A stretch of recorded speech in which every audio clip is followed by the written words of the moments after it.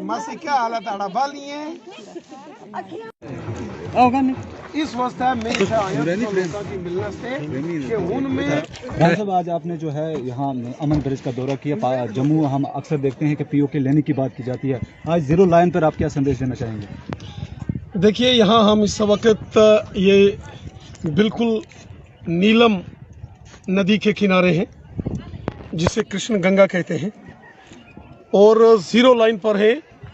ये सारा एरिया इस समय बिल्कुल नियंत्रण रेखा LOC के ऊपर है और मेरे पीछे जितने गांव आपको नज़र आते हैं, ये घर नज़र आते हैं, वो सब पाकिस्तान के कब्ज़े वाले जम्मू कश्मीर का भाग है। और यहाँ हमारा तिरंगा झंडा, ये लास्ट पोस्ट है, यहाँ बड़ी शान से लहराया जा रहा है। भारतीय सेना के जवान, पैरामिलिट्री फोर्सेस के जवान, जम्मू कश्मीर पुलिस के बहादुर जवान और बिलखुसूसन यहाँ के रहने वाले जो उत्तरी कश्मीर के टंगधार का टीठवाल क्षेत्र है, यहाँ के जो लोग हैं ये बहुत वतन परस्त लोग हैं, देशभक्त लोग हैं और इन्होंने हमेशा तिरंगा झंडा शान से बुलंद किया है। बिल्कुल मेरे सामने ये जो तिरंगा झंडा नज़र आ रहा है, इसके बिल्कुल पीछे ऊपर जहाँ पाकिस्तान के कब्ज़े वाला जम्मू कश्मीर है और वहाँ उनके झंडे भी आपको दिखाई दे रहे होंगे। यहाँ अमन सेतु है, वो ब्रिज है, यहाँ से उस क्षेत्र में कृष्ण गंगा नदी, नीलम नदी को पार करके जाया जाता है। उनको जो बिलखुसूसन यहाँ के रहने वाले लोग हैं उनको मुबारकबाद देता हूँ। टिठवाल के लोगों को, टंगधार के लोगों को, गुरेज के लोगों को, कि ये बहुत हुब्बल वतनी के जज्बे से रहते हैं। उड़ी के लोगों को, ये पक्के हिंदुस्तानी हैं। ये बहुत कुछ एक ऐसे इशू हैं वो आप सब जानते हैं। हिंदुस्तान ने हमेशा कोशिश की कि हमसाया मुल्कों के साथ दोस्ताना ताल्लुकात हों, हमसाया मुल्कों के साथ प्यार मोहब्बत हो। वाजपेयी साहब 1999 में बस से लाहौर गए थे। मोदी साहब अफ़गानिस्तान के काबुल से जब वापस इंडिया आ रहे थे तो लाहौर उतरे थे। हिंदुस्तान ने हमेशा कोशिश की है अमन की, भाईचारे की, लेकिन बदनसीबी है कि कुछ हमसाया मुल्क हमारे ऐसे हैं जिनको शायद अमन पसंद नहीं है। लेकिन यहाँ के जो लोग हैं,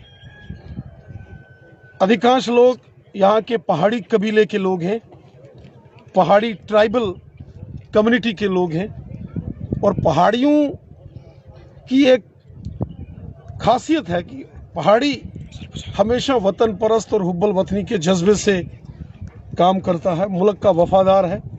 जैसे हिंदुस्तान की आर्मी का, पुलिस का, पैरामिलिट्री फोर्सेस का जवान होता है, उसी प्रकार पहाड़ी कबीले के लोग होते हैं और यहाँ पहाड़ी लोग जो हैं उन्होंने हमेशा मुल्क का झंडा बुलंद किया है।